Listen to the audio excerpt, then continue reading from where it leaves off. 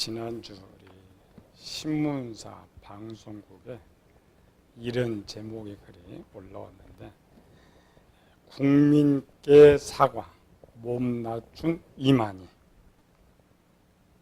제가 주범이냐 반발한 전광훈.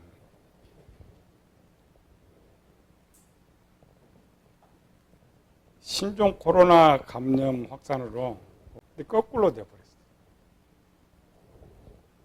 이만희가 지탄을 받아야 되는데 기독교 목사가 오히려 지탄을 받고 있다.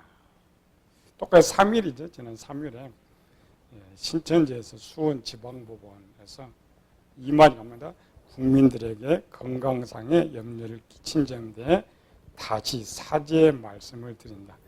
건강이 하락하는 한 재판에 성실히 임하겠다. 이만희가 한 말이에요.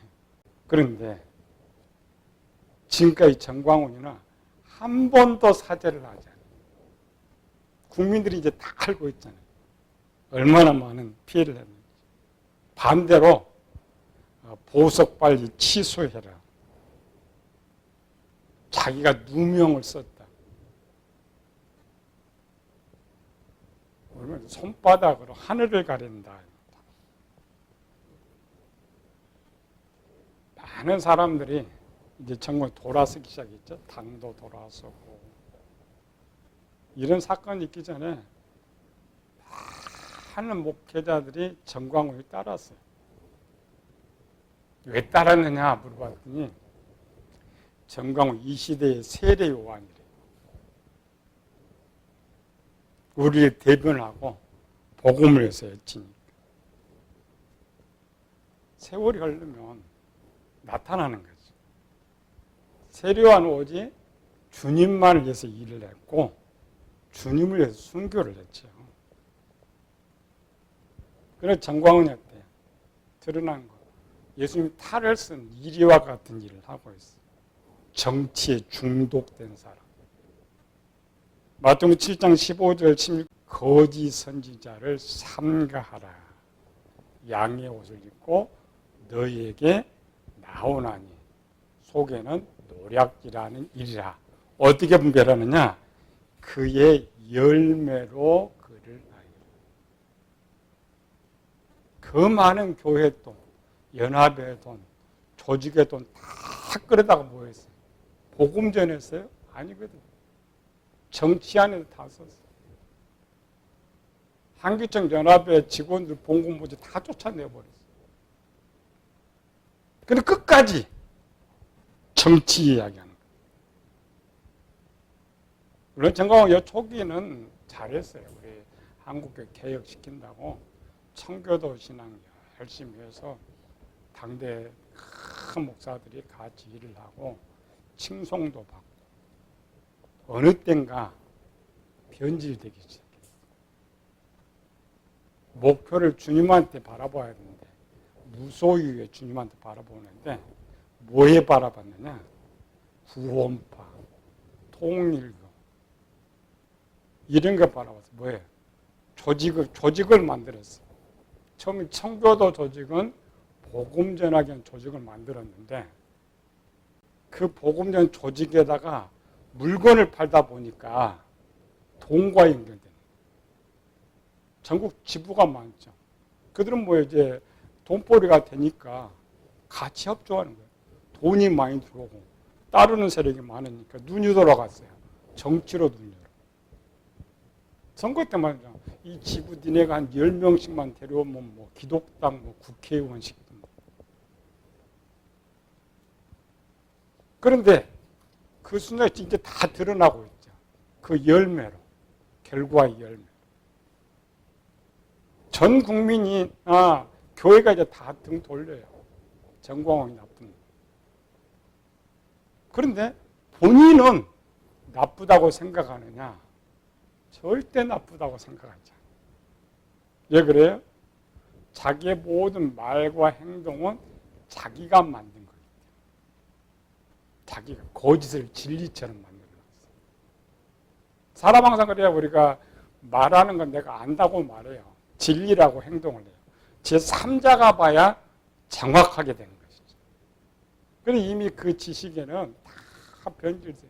지식과 진리에 다 변질돼 있어. 요즘 뭔만 남아요? 악만 남은 것 같아. 이제 구상권 청구해서 그 교회도 다 날아가게 생겼어. 한 5, 60억 되는 교회 10배, 500억 달라고 싸웠던 건데 그거 처벌하면 한 푼도 안 남아요. 조직 다 무너져. 그게 문제예요. 그 한 사람 때문에 교회가 얼마나 많은 피해, 얼마나 많은 지탄을 당하고 자기 거 하나 드러내려고 교회가 죽든지 생각을 안 해. 어떻게 해서 깨달을 수 있을까? 성경은 이제 이런 사람을 고치는 게 성경이에요. 어떻게 하면 고칠 수 있어요? 2개 찾아봅시다. 첫 번째, 성경대로. 수순 지금 그렇게 돌아가요. 어떻게? 탕자처럼 싹 뺏어버려. 이제 나 할 수 없다. 내가 잘못했다. 아직은 다른 추종들 세력도 있지만 이 야당에 등 돌렸어요. 기독교 연합이 등 돌렸어요. 목사들 다 등 돌리지. 이제 이해득실이 없으면 조직들 다 와야 돼요. 또 하나는 어때요? 이 지식을 좀 바꿔줘야 되는데 그건 좀 힘들어요. 그렇죠?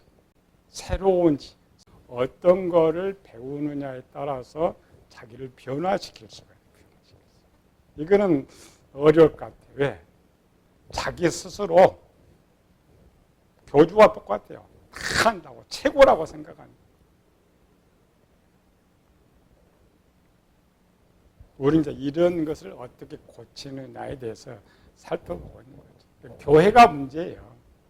이런 걸 고치는 걸 많이 가르쳐주고 고쳐야 되는데 뭐 그런 있는 줄도 모르고 전하는 사람도 없는 것이고 신본주의 시대와 인본주의 시대의 차이점.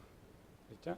신본주의 시대는 누가 가르쳐주지 않아도 교회 다니지 않아도 신본주의 문학과 지식이 항상 세상을 지배하고 있고 유전받은 것도 신본주의 지식이기 때문에 요셉 그냥 평범한 사람이에요. 아브라함도 평범한 사람이에요. 다니엘도 평범한 사람. 근데 왜 그렇게 신앙이 위대하느냐? 신본주의 시대죠. 똑같은 상황만 나도 그 신본주의 시대의 사람들은 지식에서 올라오는 것이 신본주의 지식이에요. 우리 인본주의 시대는 우리는 문제라겠죠. 벌써 600년의 세월이 흐르면서 10대가 넘게 유전이 바뀌었죠.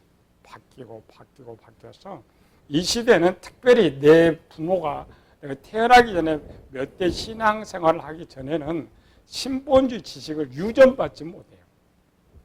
그러니까 어떤 상황을 만나도 인본주의 지식만 떠올려요. 인본주의 생각만 떠올려요. 정광이 어렸을 때 좋은 신앙을 받았는데 자꾸 세상과 타협해요. 세상 자기가 다 지워버려. 이게 다 알고 있잖아요. 오직 정치병만. 국회의원 한번 해먹을까? 그거 아닙니다. 조직은 돈의 욕심 때문이에요. 당 만들고 조직에는 또 돈이 엄청 흐르죠. 명예욕, 탐욕 이런 것. 그래서 사도 바울이 이미 이야기하고 있죠.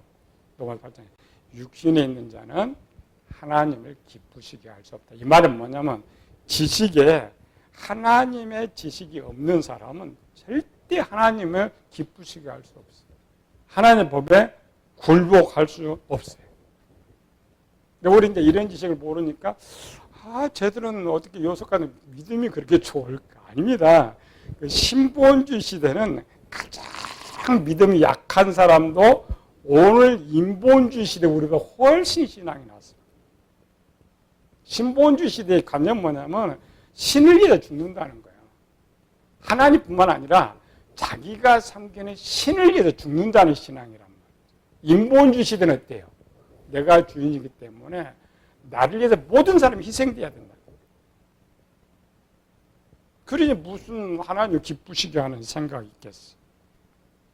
창세기 14장에 보면 아브라함의 사건이 나오죠. 아브라함은 이제 우리가 성경 믿음의 조상 이렇게 하지만 아브라함 시대는 그냥 평범한 종교인이에요. 아브라함이 이제 하나님 믿은 지 한 8년째 사건이 창세기 14장의 사건이죠.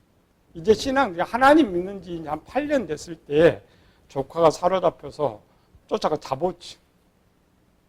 그런데 멜기세덱 제사장이 와서 그냥 한마디, 하나님 아브라함 축복해 주세요. 네 기간사는 누구냐? 하나님. 그러니까 아무 말, 누가 말도 안 하니 자기 얻은 모든 10의 1을 하나님께 드려요. 우리는 아무리 가르쳐도 11조 하기가 힘든데 자기가 얻은 모든 곳에서 10의 1을 드리고 그 수고했고 해도 자기는 한 푼 신발끈 하나도 취하지 않아요. 평신도예요. 위대한 이렇게 생각하면 평신도. 그래서 계속 인본주의 죄가 나오긴 나오잖아요. 신관 이런 거, 신관. 그래서 그 시대는 신분이 오직 신을 위해서 죽고 항상 신을 기쁘시게 해야 된다. 그래야 저 신이 복을 주신다. 이런 관념. 오늘 시대 때 내가 열심히 돈 많이 버는데 내가 마음대로 할 수 있는데 신이 필요 없어요. 그래서 지금 종교가 취미적으로 돌아가는 취미. 하나의 취미 생활 하나가 종교란 말이죠. 또 특별히는 코로나사 때문에 집에서 예배 드리는 사람 더 하잖아요. 마음대로. 이 가장 첫 번째 문제가 영의 1단계라고 했죠. 영의 1단계 크게 둘로 나눠진다고 했죠. 상황을 통하여서 대처하는 방법. 스스로 끄집어내서 하는 방법. 상황은 우리가 조금 지식이 있으면 해결을 할 수가 있어요. 요셉도 상황에 외부에 들어오니까 자기 집 해결했어요. 다니엘도 해결해요. 근데 자기가 스스로 만들어내는 것. 정광이처럼 자기가 계획하고 옳다고 만든 누구도 고칠 수가 없어요. 최후수단 하나님 그를 버리든지 목숨 걷어서 천국 가게 하든지 그 방법 외에는 쉽지가 않습니다. 오죽했으면 저 탕자를 완전히 거지 만들어놨어요. 다 뺏어버리니까 사람은 모든 것이 허물어지는 순간 자기 지식이 다 허물어지. 그래야 이제 새로운 생각이 떠오르는 생각. 이런 이제 두 번째죠. 상황은 이제 우리가 많이 배웁니다. 그러나 첫 번째든지 두 번째든지 해결하는 방법은 똑같아요. 답은 똑같다. 성경이죠. 자문에 대저 그 마음의 생각이 어떠하면 그 위인도 그러하리라. 뭐냐? 내가 어떤 지식을 갖고 있느냐에 따라서 생각도 하고 행동도 한다. 그럼 마태복음 12장 33절 35절이죠. 독사의 새끼들아, 너희 약간이 어떤 선한 말을 할 수 있겠느냐. 지금 이 말을 듣고 있는 유대인들이에요. 1500년 동안 하나님을 섬겼던 유대인들이에요. 율법 다 알고 있다고 생각해요. 예수님 말씀 뭐예요? 그 지식에 진리에 하나님 하나도 없다. 겉으로는 본질이라고 말하지만 그렇지 않다라는 것이죠. 오늘은 이제 조금 더 자세하게 들어가서 외부 상황이든지 스스로 만든 상황이든지 답은 뭐예요? 하나님 말씀 떠오르게 하면 답은 끝이에요. 그렇잖아요. 요셉처럼 외부 올 때 하나님을 딱 떠오르면 딱 칠 수 있어요. 내가 어떤 생각을 하는데 하나님 말씀이 떠오르면 문제가 될 것이 없어요. 왜? 하나님은 오직 진리뿐이니까. 진리뿐. 그런데 문제는 뭐냐면 하나님 말씀을 어떻게 떠오르게 하느냐가 문제죠. 그게 제일 문제예요. 요한계시록 1장 2절 3절 봅시다. 요한계시록 이제 종말 때죠. 정말 낙한 이런 시대. 이기는 방법. 그 시대 이기는 방법 찾으면 우리 이 시대들은 이길 수가 있는 거죠. 요한계시록 1장 2절 3절. 시작. 요한은 하나님의 말씀과 예수 그리스도의 증거, 곧 자기가 본 것을 다 증언하였느니라. 이 예언의 말씀을 읽는 자와 듣는 자와 그 가운데 기록한 것을 지키는 자는 복이 있나니 때가 가까움이라. 무슨 말 하는 거예요 지금? 종말 때 이기는 거. 뭐냐? 성경 읽어라. 성경 배워라. 성경대로 행해라. 이게 참 쉬운 건데 쉽지가 않아요. 요셉이 애굽에 내려갔을 때 배운 거는 아버지 야곱과 할아버지 이삭에게 배웠죠. 근데 상황을 그렇게 오늘처럼 이렇게 날마다 예배드리는 것도 아니고 가끔가다 들어있는 건데 상황 딱 만나자마자 하나님 말씀이 탁 떠올라요. 근데 거꾸로 애굽에서 살던 이스라엘 백성들은 딱 상황 만날 때마다 애굽 것이 떠올라요. 뭐가 문제예요? 뭐가? 이스라엘 백성들이 애굽에 내려가기 전 430년 전의 사건은 요셉과 같은 사건이었어요. 왜? 가나안 땅에 살 때는 계속 하나님의 말씀 지식이 그대로 있었기 때문에 보여주는 거예요. 그런데 애굽에서 430년 동안 살면서 하나님 말씀을 듣는 것이 아니라 애굽 거 들은 거예요. 애굽의 문화 속에 살았어요. 애굽의 지식 속에 살았어요. 다 바뀌어버린 거예요. 지식과 진리는 애굽 거로 다 바뀌었어요. 그러니까 뒤통수 때려도 애굽 거, 앞통수 때려도 애굽 거, 배고파도 애굽 거, 힘들어도 애굽 거. 방법이 없어요. 그래서 하나님께 그들을 혹 고칠까 해서 40년 동안 했지만 실패해버리고 내 머리에 떠오르는 거, 언어, 생각은 내가 저장해 놓은 지식을 벗어나지 않아요. 자기가 생각지 못한 것들이 떠오르는 것은 실제는 떠오르는 것이 아니고 들었던 것인데 미처 몰랐던 거예요. 내가 어떤 생각을 하든지 어떤 걸 계획할지라도 내 지식, 내가 저장해 놓은 지식 안에서 벗어날 수 없다. 그러니까 내가 아무리 하나님 말 떠오르고 하나님을 잘 살고 싶어도 지식에 하나님 말씀이 저장되어 있지 않으면 절대 떠오를 수 없다. 믿음은 들음에서 난다. 들음 그리스도의 말씀을 납니다. 그럼 잠언 22장 6절에도 마땅히 행할 길을 아이 때부터 계속 가르치라는 거예요. 아이 때만 가르친 것이 아니라 신명기 6장 7절에는 내 자녀를 부지런히 가르치라. 집에 앉았을 때든지 길을 걸어갈 때든지 누웠을 때든지 일어날 때든지 마태복음 오늘 28장은 내가 내게 분부한 모든 것을 가르쳐 지키게 하라. 내 지식을 만들기 위해서 많이 배워야 해. 어떤 계속 그 말을 반복적으로 하는 사람이 있어요. 수십 번. 한 가지인데 그 쌓는 거 커져. 제일 먼저 나오는 거예요. 그렇다고 해서 오늘은 많이 듣고 배운다고 해서 떠오르는 것은 아니다라는 거죠. 우리도 두 종류예요. 2년, 3년 배워도 봐도 못 가르치는 목회자들이 있어요. 배운 것은 알겠는데 떠오르지 않아요. 떠오르지 않아요. 한쪽은 계속 떠오른다고 했죠. 한쪽은 떠오르지 않아요. 이유가 뭐냐? 어려움 당할 때 하나님 막 떠올라주면 참 좋겠는데 전혀 안 떠올라. 실패한 후에, 당한 후에는 떠올라. 사람 그걸 후회라 그러죠. 그때는 안 떠올랐는데 지금 생각 그거 떠올라 내가 그런 잘못을 안 했을 것인데. 미묘한 거죠. 세상은 하나만 가르치니까 답을 못 찾지. 우리 첫 번째, 내가 많이 교회 오랜 세월 다녔고 성경 많이 읽고 있는데 왜 상황 속에서는 안 떠오를까? 생각 속에는 왜 안 떠오를까? 그거 배우려고. 떠오르게 하는 방법. 오늘 그림 줬죠? 팜플렛 주보. 소위 요거 이제 비유법 머리에 이제 암기시키면 공부하기가 쉽다. 소위는 몇 개라고요? 판본 있죠? 4개. 첫 번째 이법동작, 덕분에 소도 공부도 하고, 우리 그 마음이 소위와 같다. 마음을 잃어버린 소위를 생각하면 돼. 빨리 떠오르게 하겠어요? 첫 번째 위, 혹위.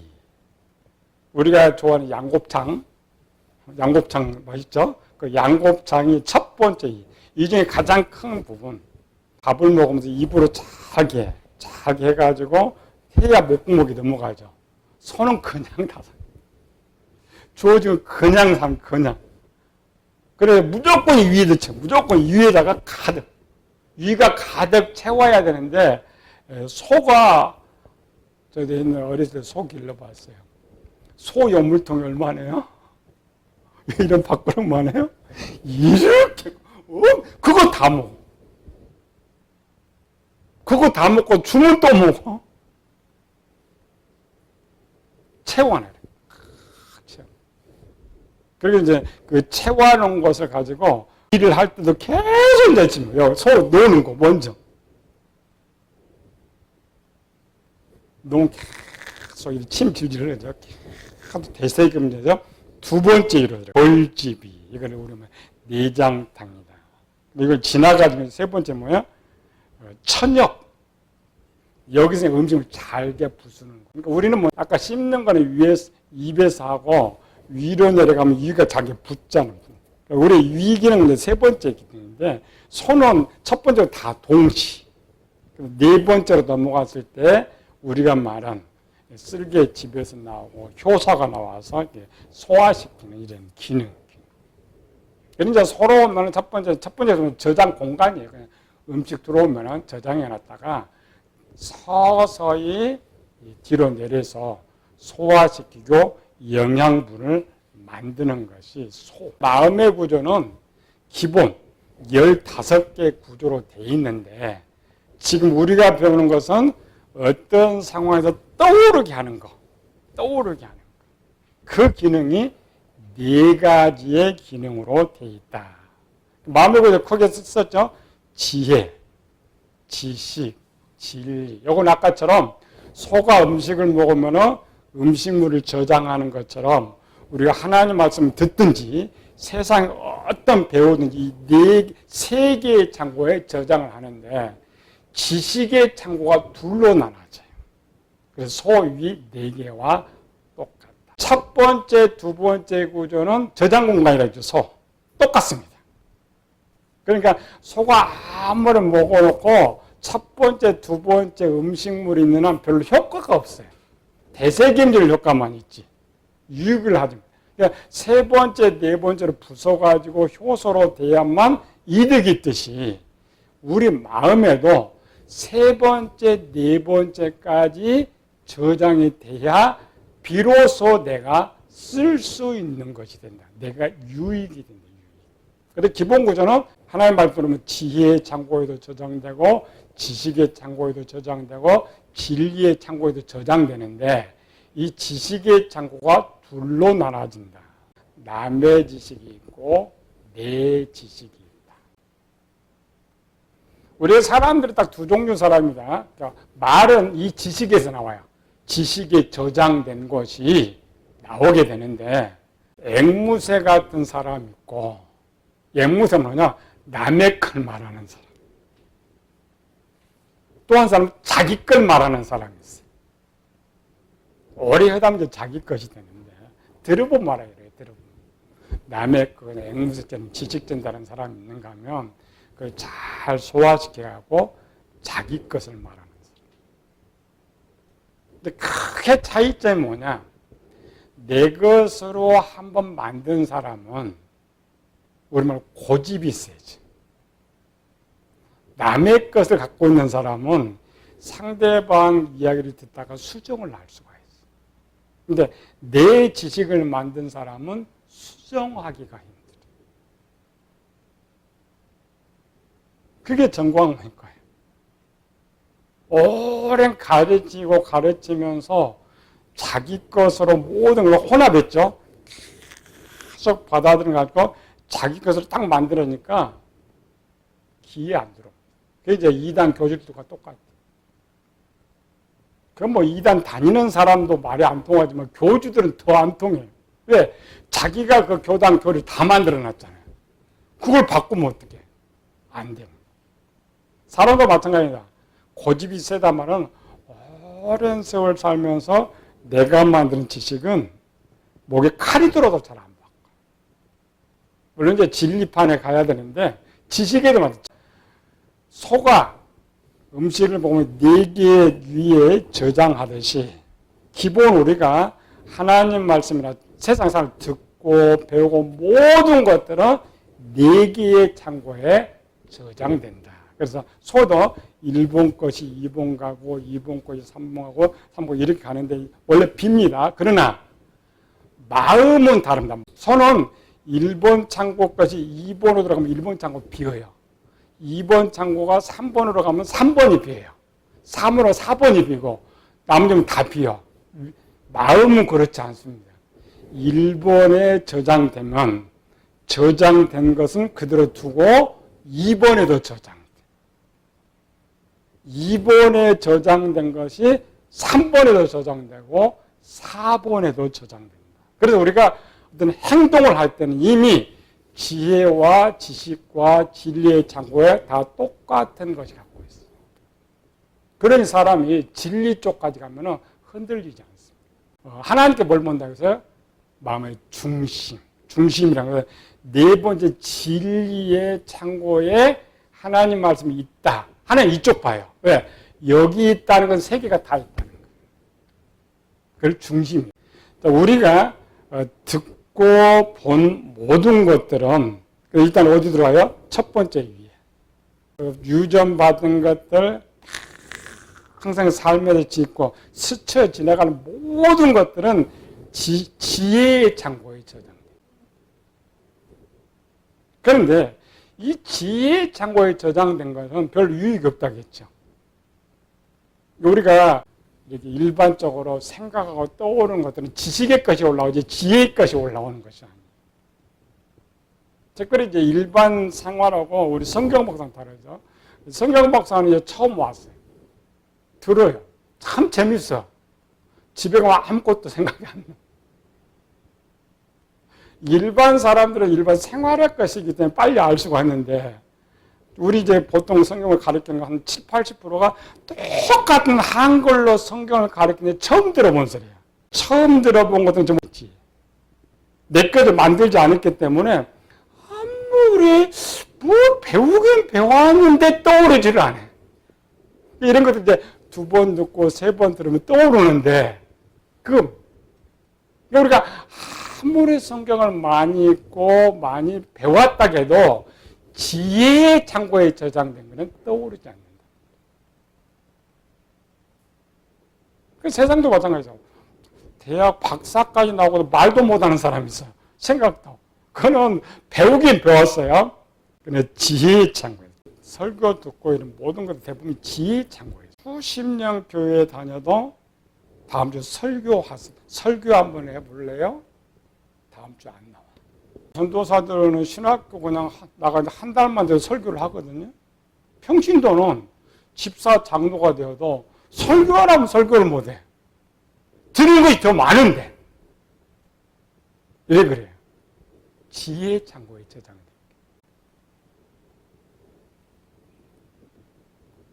그렇다고 우리 듣지 못한 건 아니에요. 들었어요. 분명 들었어요. 오늘 오다가 뭔가 봤어. 뭔가 들었어. 생각이 안 나. 그걸 어디다고요? 지혜의 창고. 그런데 그런 것도 오래 꼼꼼히 생각하면 떠올라. 일반적으로는 를 듣고 배워야만 떠오르고 말을 할 수 있는데 지혜의 창고에 저장되면 떠오르지 않는다. 그러나 특별한 경우가 있어, 성경에. 지혜의 창고에 저장되지 않았는데 들어보지도 않고 보지도 못했는데 떠오르는 것들이 있어. 그걸 성경 뭐냐? 특별 계시, 애언 이런 거예요. 그건 하나님께 나 구조와 상관이 없어요.